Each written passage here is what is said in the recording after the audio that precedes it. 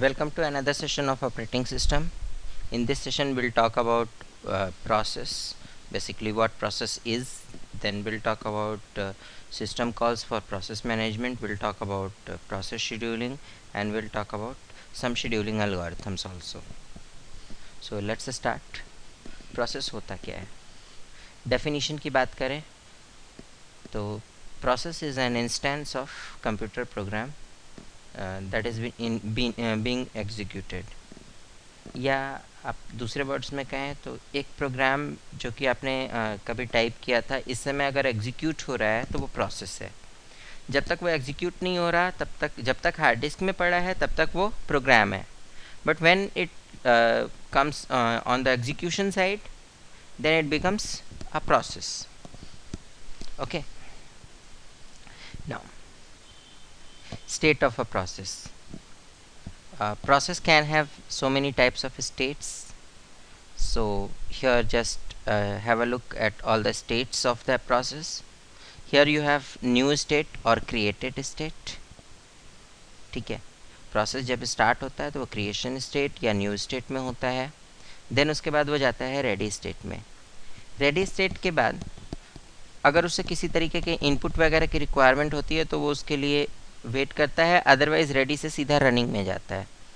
Running से again किसी input की रिक्वायरमेंट होती है या कोई इवेंट ऑकर होता है तो वो वेटिंग स्टेट में चला जाता है, otherwise it is there in running state. And then if some interrupts come, then it goes to again back to ready state, और in some case when the process is completed then it goes to terminated state. यानी कि process का जो movement है, creation होगा, ready state में आएगा, ready state से रनिंग स्टेट में आएगा, रनिंग में उसको अगर मान लो कि किसी इनपुट की रिक्वायरमेंट है तो वो वेटिंग स्टेट में आएगा.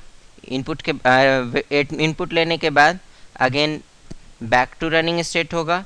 अगर कोई इंटरप्ट जनरेट हुआ तो रेडी स्टेट में वापस आ जाएगा. ठीक है, और इसके अलावा अगर प्रोग्राम कंप्लीट हो गया, यानी कि what ever the task was given that task is over, तो ये टर्मिनेटेड स्टेट में चला जाएगा. नाउ प्रोसेस मैनेजमेंट की बात करें तो प्रोसेस मैनेजमेंट का मतलब क्या होता है कि किसी प्रोसेस के लिए ये डिफरेंट टास्क हैं. For example creation of the process, ठीक है, then termination of process, controlling progress of process कि कोई प्रोसेस किस तरीके से प्रोग्रेस कर रहा है, प्रोसेस शेड्यूलिंग कि अगर मेरे पास 5-6 प्रोसेस हैं तो कौन से प्रोसेस को कब टर्न दिया जाएगा. ठीक है, इसके अलावा dispatching, then interrupts, then exception handling also. इसके अलावा स्विचिंग बिटवीन प्रोसेस, पहले प्रोसेस से दूसरे प्रोसेस में स्विच करना. ठीक है, इसके अलावा इंटर प्रोसेस सिंक्रोनाइजेशन, यानी suppose process 1 and process 2 are interdependent. For example suppose there is a program notepad. You can type anything on this notepad. Okay, there is a program called print spooler. It controls the printer. So whenever you have typed something and you want to give a print command, जब आप print की command दे रहे हैं तो ये दोनों process आपस में सिंक्रोनाइज होंगे, तब जा कर के प्रिंट की कमांड एग्जीक्यूट होगी. ठीक है, then inter process communication support, this is also given by the operating system in the process management part. And there is a memory space called process control block. Management of this process control block is also process management. So let's understand about what type of tasking is done. Tasking क्या होता है कि process किस तरीके से initiate किए जाते हैं. क्रिएशन की बात करते हैं तो प्रोसेस कैसे इनिशिएट किया जाता है. इसके लिए हमारे पास 2 तरीके की टास्किंग होती है, इम्प्लिसिट या एक्सप्लिसिट. आपने देखा होगा कि जब भी आप कंप्यूटर स्टार्ट करते हैं तो कुछ प्रोसेसेस बाय डिफ़ॉल्ट एग्जीक्यूट हो रहे होते हैं. ठीक है, just open task manager and you can see here there are so many processes जिनको कि मैंने एग्जीक्यूट नहीं किया है फिर भी ये चल रहे हैं. ठीक है, कुछ ऐसे भी होंगे जो मेरे एग्जीक्यूट करने की वजह से चल रहे हैं, बट कुछ ऐसे हैं जो खुद से चल रहे हैं. जो खुद से चल रहे हैं वो इम्प्लिसिट टास्क हैं.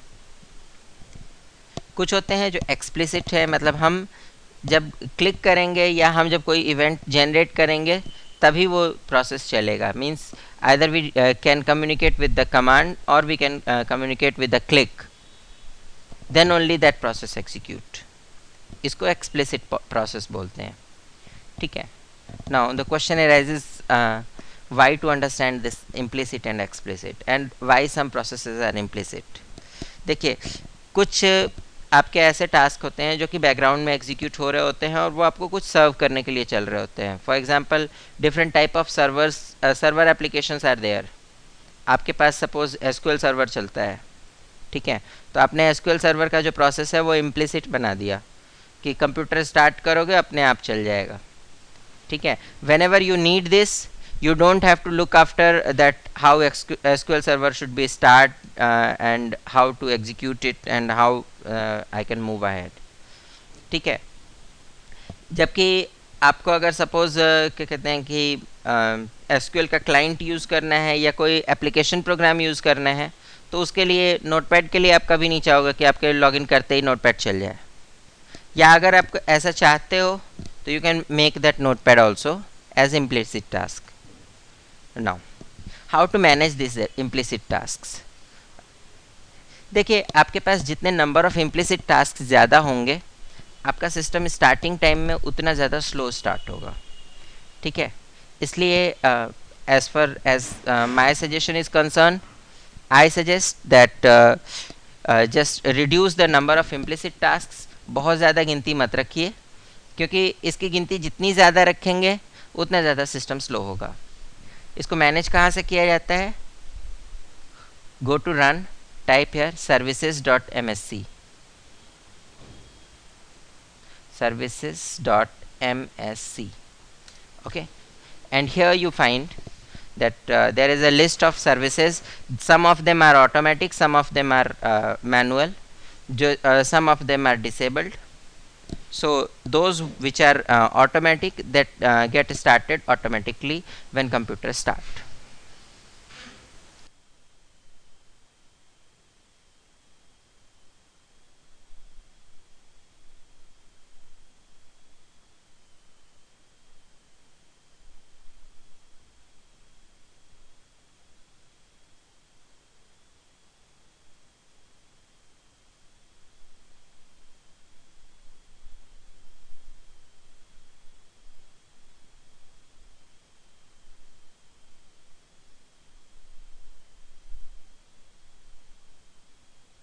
So here you can see these are the services which are automatic. Suppose I don't want this service, or say there is a service called TeamViewer. I don't want this service started at the starting. When system starts, मैं इसको नहीं start करना चाहता, तो मैं इसको manual कर देता हूँ. मैनुअल करने से क्या होगा कि इस सर्विस को जब भी मुझे स्टार्ट करना होगा, there should be some icon, उस पर क्लिक करके मैं इसे स्टार्ट कर सकता हूँ. या I can start it from here also.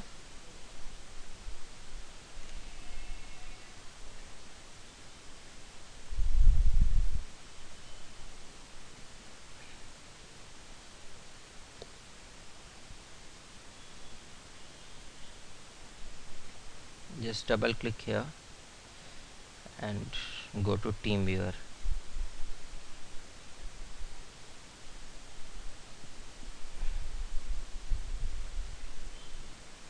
Okay, it is started. That way if you want you can stop it here. ठीक है. आपको स्टार्ट करना है, राइट क्लिक करके यहाँ से स्टार्ट कर सकते हैं. तो मैनुअल रहने पे ये रहेगा कि आप अपनी मर्ज़ी से इसे स्टार्ट या स्टॉप कर सकते हैं. ऑटोमेटिक रहने पे ये हमेशा स्टार्टेड रहेगा.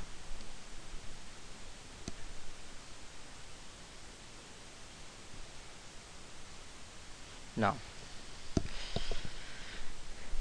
प्रोसेसेस की बात करें तो प्रोसेसेस के बीच में रिलेशनशिप दो तरीके के हो सकते हैं. Either they can be cooperating और they can be independent. Independent process वो प्रोसेस हैं जिनका कि दूसरे किसी प्रोसेस से कोई मतलब नहीं है. ठीक है. They are complete in themselves and they execute themselves without any interaction with any other process. Cooperating ऐसे प्रोसेसेस हैं जो दो तीन प्रोसेसेस मिलके साथ में काम करते हैं. ठीक है. For example as we have discussed print spooler and notepad मिलके प्रिंट निकालते हैं. ठीक है. Now process control block. What actually process control block is? It is a special memory in RAM where all the information related to process is stored. इसके अंदर देखिए information क्या क्या होती है. First one is the pointer. second one is process state, whether it is in running state or it is in waiting state or it is in ready state. Then process number. Process number is basically process ID. Then there is program counter. It's the position of the program where from you have to read the next instruction. Then there are some CPU registers. State of the register is stored. ठीक है. इसके बाद memory limits, आप कहाँ से कहाँ तक की रैम यूज़ कर सकते हैं. And then list of open file, which files you have opened. Now suppose process A से प्रोसेस बी में आप स्विच कर रहे हैं. पहले प्रोसेस ए चल रहा था, अब प्रोसेस बी एग्जीक्यूट होना है, उसके थोड़ी देर बाद फिर से प्रोसेस ए एग्जीक्यूट होगा. ठीक है. तो what happens, process A execute हो रहा है, एग्जीक्यूशन इसका ख़त्म हुआ, उसके बाद इसके रजिस्टर्स सेव किए गए. रजिस्टर्स सेव करने के बाद प्रोसेस बी के रजिस्टर्स लोड किए गए एंड प्रोसेस बी एग्जीक्यूट हुआ. प्रोसेस बी के रजिस्टर्स प्रोसेस बी के एग्जीक्यूशन के बाद जब प्रोसेस ए में हम स्विच करना चाहते हैं तो अगेन प्रोसेस बी के रजिस्टर्स सेव किए गए और उसके बाद प्रोसेस ए का रजिस्टर रीलोड करके we can start again process A. ठीक है. It's very much like you are working on some task. अब बीच में उसको छोड़ के जाना है तो आप उसमें कुछ चीज़ें नोट कर लेते हैं कि अभी इसमें ये चीज़ कर ली है मैंने. ठीक है. और इसमें ये काम और बाकी है. जब नेक्स्ट टाइम आते हैं उसी टास्क पे तो आप सबसे पहले ये पढ़ते हैं कि आपने क्या क्या कर लिया है और क्या क्या बाकी है. उसके बाद जो बाकी है उस पर काम करना शुरू करते हैं. Now threads. थ्रेड एक प्रोग्रामिंग टेक्निक है जिसके अंदर कि हम प्रोसेस के ही स्पेस को यूज़ करके एक सब प्रोसेस क्रिएट कर लेते हैं. एक प्रोसेस का छोटा सा पार्ट क्रिएट कर लेते हैं और उसके हेल्प से प्रोसेस वाले सारे काम किए जा सकते हैं. But one of the best thing is that thread का क्रिएशन और डिलीशन जो है बहुत ज़्यादा टाइम नहीं लेता, because it doesn't require extra memory. Memory allocation के लिए आपको ऑपरेटिंग सिस्टम तक नहीं जाना होता. थ्रेड जस्ट क्रिएट होता है तो वो प्रोसेस के मेमोरी स्पेस में क्रिएट होता है. दैट्स वाई जो है थ्रेड्स आपके प्रोसेस के ही मेमोरी स्पेस को यूज़ करते हैं. इनके लिए अलग से मेमोरी एलोकेशन नहीं होती और आपका उतना टाइम मेमोरी एलोकेशन का बच जाता है. Now there are some system calls that are used to manage the process. System calls क्या होती हैं? ये कुछ सिग्नल्स होते हैं जो कि आपके ऑपरेटिंग सिस्टम की कर्नेल जनरेट करती है और इसका काम क्या होता है? Different type of activities perform करना किसी भी प्रोसेस के ऊपर. For example create is to create the process. delete is to delete the process. That means to suspend to basically close the process with the immediate effect. Abort is basically to quit the process. abort और delete दोनों ही process को बंद करने के लिए use होते हैं. ठीक है. delete से क्या होगा कि प्रोसेस जिस भी स्टेट में है वो ऑटोमेटिकली रिमूव हो जाएगा. ठीक है. यानी कुछ काम कर रहा है वो काम आधा अधूरा छोड़ के भी बाहर निकल जाएगा. अबॉट के अंदर क्या होगा कि वो जो जिस काम को कर रहा है उस पर्टिकुलर टास्क को पूरा कर लेगा, बस वो कमांड पूरी होने के बाद बाहर निकल जाएगा. ठीक है. Then there is fork and join. You can basically separate one process into multiple processes and multiple process into one process. And then there is suspend, resume, delay, get attributes, change priority. So these are the system calls used for process management. Now process scheduling. पहले तो करते क्यों हैं? Process scheduling का main objective हमारा क्या है कि हम जितना टास्क मैक्सिमम कर पाएँ, यानी जो भी हमारी मशीन का थ्रूपुट है उसको जितना मैक्सिमाइज़ कर सकें वो हम मैक्सिमाइज़ करके यूज़ करें। दूसरी बात, किसी जगह पे अगर क्यू लगती है, किसी काउंटर के पास क्यू लगी है, तो इसका सबसे बड़ा फ़ायदा क्या है कि आप प्रिडिक्टेबल हो कि हाँ ठीक है आपका नंबर 10 मिनट में आएगा तो 10 मिनट में आ ही जाएगा। वहीं अगर भीड़ लगी हुई है, multiple people are there and they are just fighting for the counter, उस केस में क्या होगा कि काउंटर की एक्सेस किसी को जाते ही मिल जाएगी और कोई घंटों खड़ा रहेगा बट उसे एक्सेस नहीं मिलेगी। ठीक है, सो प्रिडिक्टेबिलिटी नहीं है।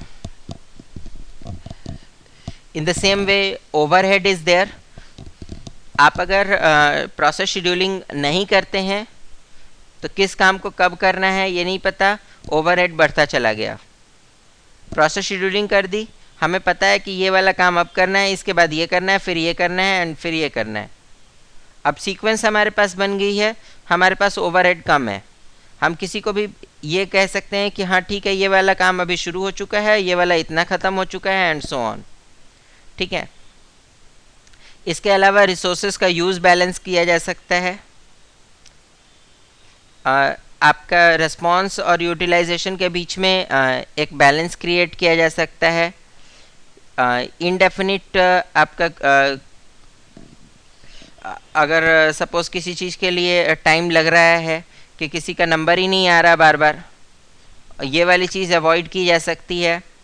और इसके अलावा हम अपनी प्रायोरिटीज़ एनफोर्स कर सकते हैं कि नहीं, अगर इस तरीके की कॉल है तो ये वाला कमांड पहले एग्जीक्यूट होना चाहिए, इस तरीके की कमांड है तो वो देर से एग्जीक्यूट होनी चाहिए एंड सो ऑन। इसके अलावा क्या कहते हैं कि प्रोसेस मैनेजमेंट अगर हम यूज़ करते हैं तो इसमें हम सिस्टम के लोड को भी इजीली मैनेज कर सकते हैं। नाउ प्रोसेस शेड्यूलिंग के लिए हम शेड्यूलर्स यूज़ करते हैं। ये 3 तरीके के होते हैं, short term, long term and medium term. Short term scheduler का काम होता है ऐसे प्रोसेसेस को शेड्यूल करना जो कि थोड़ी देर में स्टार्ट तो हमने मैनुअली किया था, थोड़ी देर के लिए स्टार्ट हुए थे और स्टार्ट होके थोड़ी देर बाद बंद हो जाएंगे। ठीक है, for example some commands that you type. ठीक है, स्क्रीन एक्टिविटी उनकी बहुत ज़्यादा नहीं होती, बट हाँ एक बार कमांड एग्जीक्यूट हुई और उसके बाद प्रोसेस ख़त्म। ठीक है, कमांड एग्जीक्यूट होते ही काम ख़त्म। या जैसे राइट क्लिक करके आपने न्यू फोल्डर किया, अब नया फोल्डर बना है, इसके लिए कुछ तो एग्जीक्यूशन हुआ होगा, कुछ तो प्रोसेस चला होगा। ठीक है, that process is a short term process, थोड़ी देर में उसका काम ख़त्म हो गया। ठीक है, लॉन्ग टर्म शेड्यूलिंग आपके ऐसे प्रोसेसेस की होती हैं जो सिस्टम के स्टार्ट होने के साथ स्टार्ट होते हैं और सिस्टम के बंद होने के साथ बंद होते हैं। ठीक है, यानी कि ऑपरेटिंग सिस्टम के साथ साथ वो हमेशा ही चलते रहते हैं। ठीक है, मीडियम टर्म शेड्यूलिंग ऐसे प्रोसेसेस की होती है जिसको स्टार्ट भी हम करते हैं और बंद भी हम करते हैं। फॉर एग्जांपल जैसे पावर पॉइंट आपने ओपन किया या कोई वेबसाइट ओपन की। ठीक है, इंटरनेट एक्सप्लोरर ओपन किया, इंटरनेट एक्सप्लोरर आपने खोला तो अपनी मर्ज़ी से है, बंद भी अपनी मर्ज़ी से करेंगे, ऐसा नहीं है वो खुद ही बंद हो जाएगा। ठीक है, शेड्यूलिंग के लिए एल्गोरिथम्स की बात करें तो we have 5 algorithms available, that is first come first serve FCFS, shortest job first SJF, round robin SRTN, shortest remaining time next and event driven or priority base। First come first serve की बात करें तो इसके अंदर जो process पहले आया वो चाहे जितना बड़ा हो उसे एग्जीक्यूशन के लिए प्रॉपर टाइम दिया जाएगा, देन उसके बाद वाले को, देन उसके बाद वाले को, देन उसके बाद वाले को। So here you see process P1 time t is equal to 0 पे आया था, 8 यूनिट का है, सो पहले 8 यूनिट तक ये एग्जीक्यूट हुआ है। इसके बाद प्रोसेस P2 5 यूनिट्स का है, ये इसके बाद 5 यूनिट्स तक एग्जीक्यूट हुआ। इन द सेम वे प्रोसेसेस आपके जिस सीक्वेंस में आया था उसी सीक्वेंस में एग्जीक्यूट होते चले गए।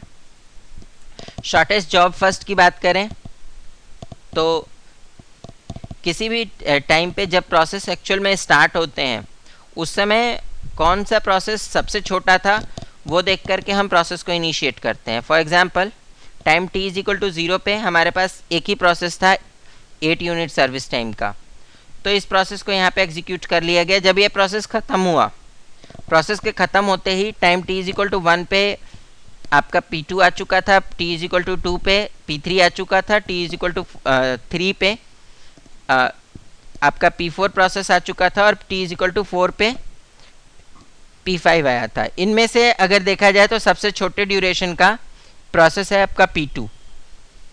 So next process P2 execute हुआ, उसके बाद सबसे छोटा जो है वो है P4। सो उसके बाद P4 एग्जीक्यूट हुआ, फिर P3 है और फिर P5 है। राउंड रॉबिन के अंदर ऐसा कुछ नहीं होता। राउंड रॉबिन के अंदर हम सबको बराबर का टाइम देते हैं। इसके अंदर एक क्वांटम डिफाइन होता है। क्वांटम क्या होता है कि स्मॉलेस्ट यूनिट ऑफ टाइम जिसमें कि एक प्रोसेस एक बार एग्जीक्यूट हो। फॉर एग्जांपल हमने 1 यूनिट लिया है, ठीक है। सो एक प्रोसेस, पहला प्रोसेस मेरा 8 यूनिट में ख़त्म होता है, दूसरा मेरा 5 में ख़त्म होता है and so on. So process जैसे जैसे आते गए उनको एक बार एग्जीक्यूशन तुरंत मिल गया, ठीक है। इसके बाद सारे प्रोसेसेस एक सीरीज़ में लग गए, ठीक है। For example P1 P2 P3 P4 P5, again P5 के बाद फिर से P1 आया एंड सो ऑन। जब P1 पहली बार एग्जीक्यूट हुआ था तो 8 यूनिट का था, ये 8 यूनिट में से 1 यूनिट एग्जीक्यूट हुआ, 7 यूनिट रह गया। दूसरी बार एग्जीक्यूट हुआ तो 6 यूनिट रह गया। तीसरी बार एग्जीक्यूट हुआ 5 रह गया and so on. Here you find 8वीं बार में ये ख़त्म हो चुका है। In the same way P2 को अगर देखते हैं, P2 आपका सबसे पहले ख़त्म हुआ यहाँ पे, ठीक है। इसके बाद आगे की सीरीज़ के अंदर जहाँ P1 के बाद P2 आना चाहिए था वहाँ P2 नहीं आकर के सीधा P3 आ गया, देन P4 P5। इसी तरीके से जब आपका P4 ख़त्म हो गया तो P1 P3 P5 आया, P1 ख़त्म हो गया, अब P3 P5 P3 P5 आया। जब P3 ख़त्म हो गया तो केवल P5 P5 आ रहा है, ठीक है। Now shortest remaining time next. Shortest remaining time next के अंदर आपके पहला प्रोसेस आपका जो है P1 था, ये t इज इक्वल टू 0 पे अराइव हुआ था, इसलिए ये एग्जीक्यूशन तो शुरू हो गया इसका। But at t is equal to 1 दूसरा प्रोसेस आया, इसका एग्जीक्यूशन टाइम 5 यूनिट्स का था। अब 5 यूनिट का एग्जीक्यूशन टाइम था, दैट मीन्स कि ये सबसे छोटा प्रोसेस है इस समय t इज इक्वल टू 1 पे। सो इसको एग्जीक्यूट किया गया। इसको एग्जीक्यूट करने के बाद इस स्टेट में हमने चेक किया, जैसे जैसे प्रोसेसेस अराइव होते गए हमने यहाँ पे इस स्टेट में चेक किया, स्टेट नंबर 5 पे t इज इक्वल टू 5 पे कि which process is smallest one, ठीक है। P1 8 यूनिट में से 1 यूनिट एग्जीक्यूट हो चुका है तो ये 7 यूनिट बचा है। P2 हमारा ख़त्म हो गया, P3 9 यूनिट्स बचा हुआ है और P4 हमारा 6 यूनिट बचा है, तो अब P4 एग्जीक्यूट होगा। P4 के ख़त्म होने के बाद P1 एग्जीक्यूट हुआ, उसके बाद आपका P3 एग्जीक्यूट हुआ, देन P5 एग्जीक्यूट हुआ। This is how the execution takes place in SRTN algorithm. Now there is one small task for you, that is differentiate between process and thread, and secondly you have to differentiate between SRTN and SJF algorithm.